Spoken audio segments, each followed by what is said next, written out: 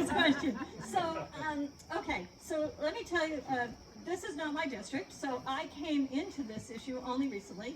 I thank Wayne and Dana and Tom for coming to my office and sitting down and educating me about what's going on here. And following that, because, you know, I think the most important thing I can talk to you about is not what I'm going to do as governor, what I'm going to do right now, right? I'm the executive counselor. So what I did was I heard, you know, what's going on here. I will tell you that my experience with landfills thus prior to this has been really pushing DES on regulations around composting. That's 30% of what goes into a landfill. We have no regulations, right?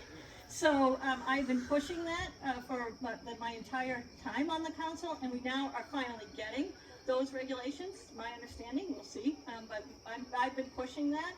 And so once I heard and learned more about this issue, my next step was to go to DES and start talking and asking questions that I have about what is going on here. What is the proposal? It is disturbing that I hear from DES.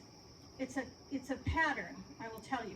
When I hear, well, they might meet the regulations, or if their initial application didn't meet the regulations, we're going to help them meet the regulations, right? Maybe that's not the right approach, right? This is the exact same pattern, though, that I see at St Gobain with the air pollution. Well, I think, you know, they might come in under the regulations, they're telling me, or we might get them to a place where they can get the permit. And so there's a dynamic that's going on there. It's the same as the asphalt plant, which they admit in Nashua. DES admits that they don't want an asphalt plant located in a residential neighborhood for all sorts of environmental and health reasons, but, well, the regulations would allow that. So my question is, what are you doing about the regulations? Right?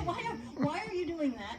And why do you adopt the position that we want to help somebody get over that finish line with the applicant? There is a fundamental flaw in the thinking that is going on here.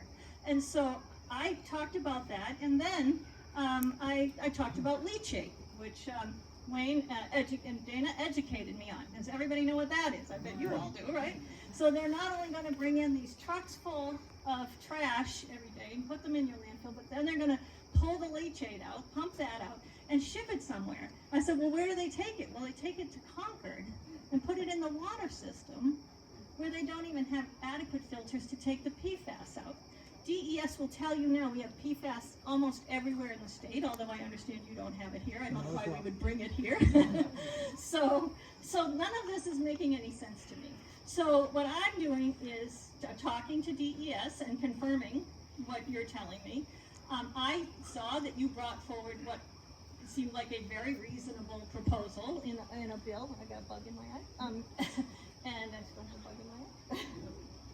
Okay. And so a very reasonable proposal. So you're trying to work together in a cooperative and a collaborative way. And I think that we need to see a lot more of that. But here's what I can do, and I can do this starting maybe this coming meeting or maybe the one after that. And that is, I can start asking these questions at the council meetings. This is how you really get things done, right? Is we start asking the questions, we alert the press to an issue that we think is important for the public to know about.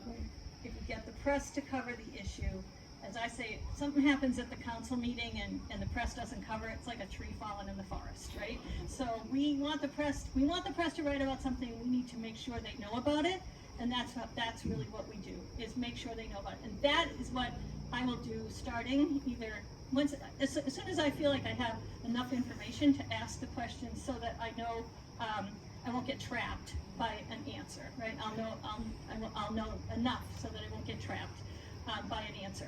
So I will start that either at the meeting on the 23rd or September 6th. You can all listen in, or we'll just let you know when those happen.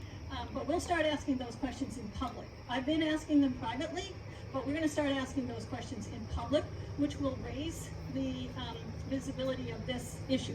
Now, let me tell you what I'll be more than happy to attend if you need someone to talk about it, because I can talk about it. And let me tell you what's also really important is this issue is important to you and to everyone living around this lake and everyone in Dalton and everyone that's going to be affected by the trucks. But let me say this, that if they're really dumping leachate into the water supply, if that's really increasing PFAS, then that's an issue for everyone, right? Everyone. And when you make this an issue for everyone, you're no longer just a community up in here in Dalton concerned about that. So that is my goal, that is my intention. And you know, I'd say I'll keep you posted, and you can watch as we move forward. But that's what I think I can start right now. There's no reason to wait. But Governor Warmington would put in policies that would protect clean air and clean water for the future generations. What is happening in water is